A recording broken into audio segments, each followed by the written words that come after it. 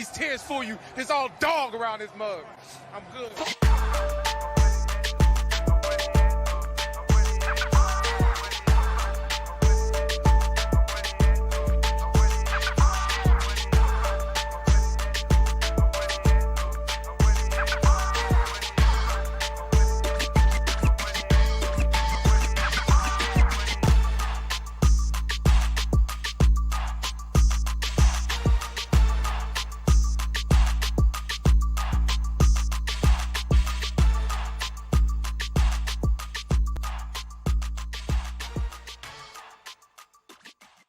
Is the man who's the host of the State of the Saints podcast. Our good friend TJ Jones joins us here. TJ, good morning to you, brother. How are you, my friend? Hey, I'm doing just fine, Ray. Thanks for having me, man. I appreciate it. I appreciate you making the time as always, brother. So let's dive right in.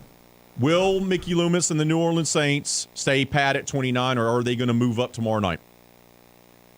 Well, that's kind of hard to say. You know, I understand, like, over the last few years, the Saints have been extremely aggressive when it comes to moving up.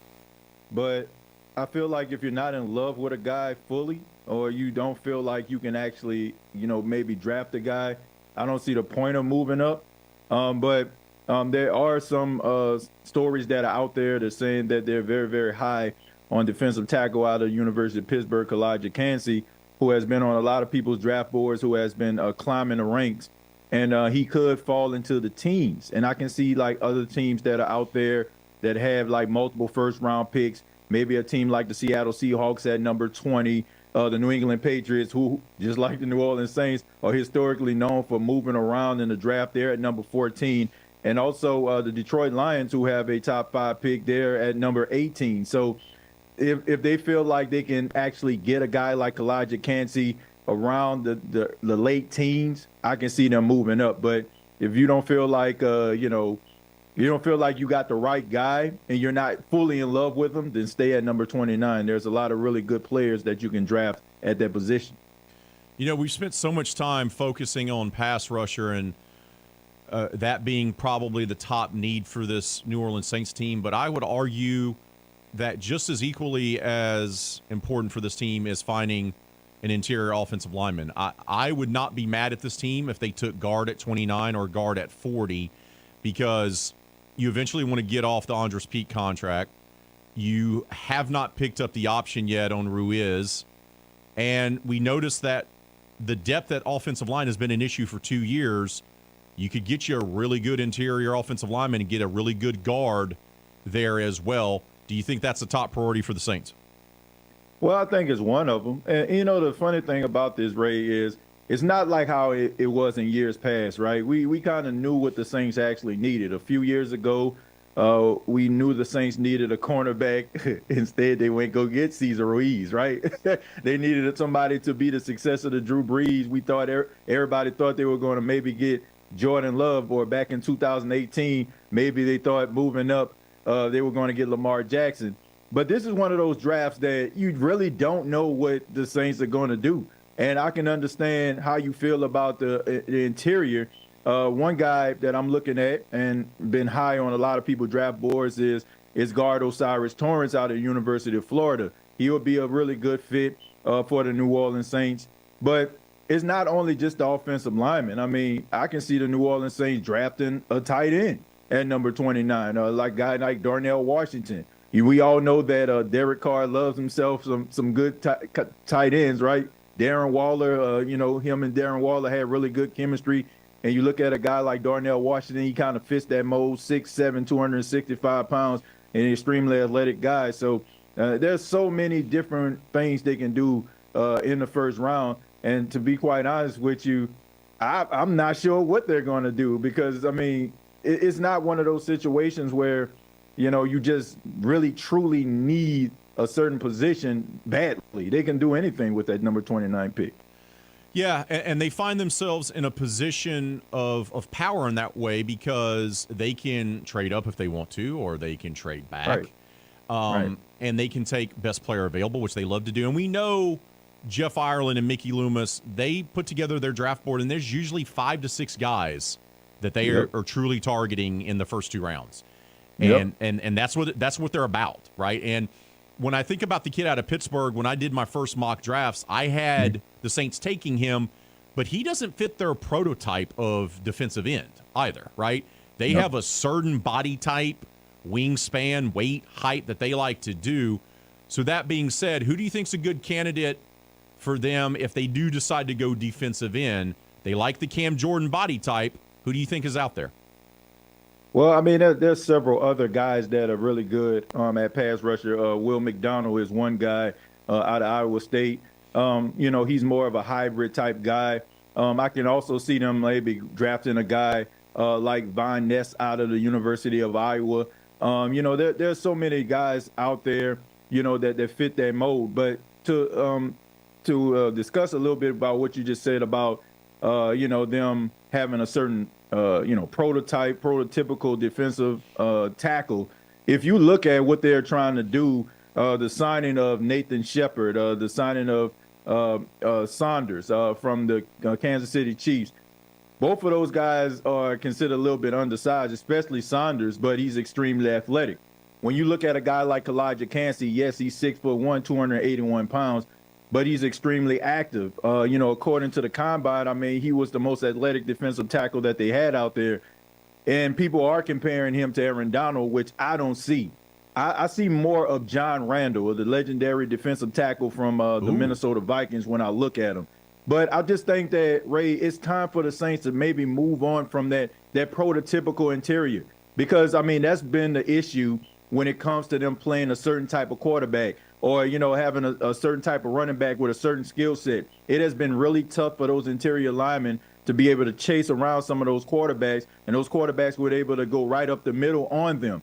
So maybe getting a little bit more athletic in the interior will probably help them much better going forward. Maybe it's time to change some things around and maybe rip up the original script and maybe start from scratch and start all over again and get some more athletic guys. So Elijah Cansey, to me, fits that mold. Nolan Smith fits that mold. Von Ness out of Iowa also fits that mold when we're talking about pass rushers. So they need to get more athleticism because Cam Jordan, we don't know how many years he has left. So you want to make sure that you find the true successor that can continue to put up that production that Cam Jordan has put up for years. We're talking with TJ Jones with the State of the Saints podcast. He joins us here in RP3 and Company. You mentioned we really don't know what direction they're going to go. Could they go tight end? Could they go O-line, D-line? There's two positions, though, that I think they may try to address in this draft, TJ, and that's going to be wide receiver, and I think it's also safety. And it may not be in the first two rounds, but I would be stunned if they don't address both of those through the draft. What do you think that's what Mickey Loomis, Jeff Ireland, and company are going to do?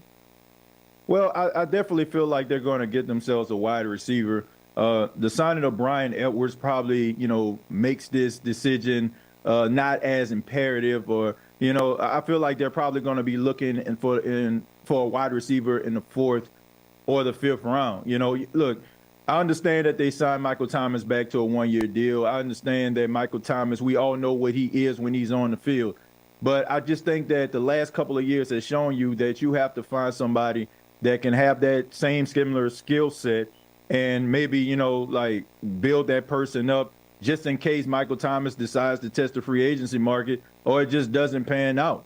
And Bryce Ford Wheaton, a guy out of West Virginia, you can probably get a guy like that in the fourth or the fifth round, has that same type of body, that skill set that can be able to get those 50-50 balls in the later rounds. As far as the safety, I think the Saints actually kind of helped themselves out a little bit by signing guys like Jonathan Abrams, like Lonnie Johnson Jr. So I don't look at that as more important. But when it comes to the wide receiver room, Ray, you know how it was last year. Everybody was excited about having Jarvis Landry and having Michael Thomas and having Chris Olave. And all of a sudden, a couple weeks, all you had was Chris Olave. So, they have that old saying, those that don't look at their history is doomed to repeat it. So hopefully the Saints learn from their history and change it around in order for them to have a strong wide receiver room just in case one of those stars go down. A guy that I like a lot for the Saints, and they would probably have to draft him in the second round because he has a similar skill set, similar body type, similar RAS score, is Tillman out of Tennessee. And, I think he would be that kind of perfect guy. And here's the other thing. I say this all the time. There's two positions you can't have enough of. You can't have enough wide receivers. You can't have enough defensive backs. You just can't. You just can't. There's no such thing because the modern NFL is a passing league. So you got to have enough guys to be able to catch the ball, and you got to have enough guys to be able to defend the pass or try to defend the pass that the NFL allows you to play now. Because, well, that's a discussion for another day. Yeah, you mentioned tight end earlier. And my producer and I have had this discussion. He's very high on the kid out of Notre Dame, and he think he would be a great fit for the Saints. Now, the Saints haven't taken a tight end in the first 2 rounds since 1998. All right? Right. They have a formula that they like to follow in the first 2 rounds. It's D-line, O-line, wide receiver, and DB. Those are the 4 positions they value more than anything else. That's what Mickey does. That's what his coaches do. That's what his front office personnel does. But you have some good tight ends in this draft. You brought it up, and I want to circle back to it. Do you think they should draft a tight end? Even though they signed Juwan Johnson, they like what he can bring to the table. Taysom Hill's not really a tight end. They never used him in that role last year, really. Do you think they should draft a tight end with one of their first 2 picks? I don't think it's out of the realm of possibility. And when I look at the New Orleans Saints, the one thing that you want to do, you want to make sure that your new quarterback is comfortable. And I mentioned, Ray, when you look at Derek Carr, him and Darren Waller had a great relationship. They developed this chemistry where Darren Waller was virtually unstoppable. And I just think that you want to be able to help a guy like Derek Carr out. And drafting a tight end in the first 2 rounds, I mean, I like the idea. I'm not mad at it at all. The guy that you're referring to is, Michael Mayers. I mean, he's the number 1 tight end that is on everybody's draft board, followed by Darnell Washington and Dalton Kincaid coming out of the University of Utah. So, I mean, there's some really good, talented tight ends. And these 3 guys that I just named, they're going to be difference makers for a team. I understand Darnell Washington, he kind of got overshadowed by Brock Bowers. Guy's a beast, probably going to be a top 10 when he comes out. But Darnell Washington has that skill set that makes him virtually unstoppable, especially in the red zone. And I just look at his upside and his ability and his skill set. And we know that Derek Carr has had history with a guy with the same similar skill set in Waller. So, yes, I think it would be a good idea. And I would not be mad at it. Just like how you mentioned about the interior, I feel the same way when it comes to the tight end. These 3 guys that are the top 3 tight ends are difference makers. And whatever team they go to, they're going to make some noise. But if Darnell Washington hears his name called for the New Orleans Saints in the first 2 rounds, I'm going to be extremely excited about it. And they could run that old Patriots 2 tight end set that they had with Gronk and Aaron Hernandez. Right. Because they didn't have great wide receivers on that team, but they had 2 stud tight ends. Juwan Johnson and Darnell Washington, those are 2 huge matchup problems for defenses. So I wouldn't mind seeing that myself. Brother, appreciate your time as always. Enjoy the draft. Try not to stress too much about it, brother, and we'll talk to you soon, my friend.